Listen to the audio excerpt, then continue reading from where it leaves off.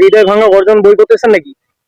আহ ভাগিনা, আসলে এটা হৃদয় ভাঙা গর্জন বই না। হৃদয় ভাঙা গর্জন বই কে পড়তে যায়? হ্যাঁ, ওটা কোনো বই হলো? আমি বই পড়তেছি মুফতি আরিফ বিন হাবিব হুজুরের বই।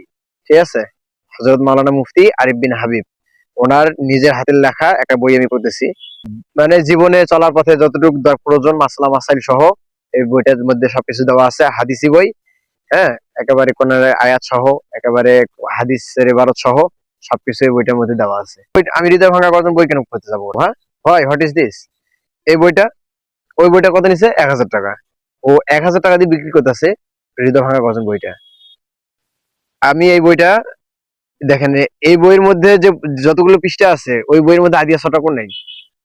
দেখেন কতগুলো লেখা আছে। এই বইটা পড়লে গুনাহ থেকে বেঁচে থাকা যাবে। এই বইটার দাম কত জানেন? মাত্র 100 টাকা। মাত্র 100 টাকা এই বইটার দাম। মুফতি আরিফ বিন হাবিব সাহেব নিজে হাতে লিখছেন এই বইটা। আর ভাগিনা, আমি তোমাকে বলি, ওই সমস্ত ফালতু বইটা আর পড়বা না, ঠিক আছে? হৃদয় ভাঙা গর্জন বইটা আর পড়বা না, ঠিক আছে?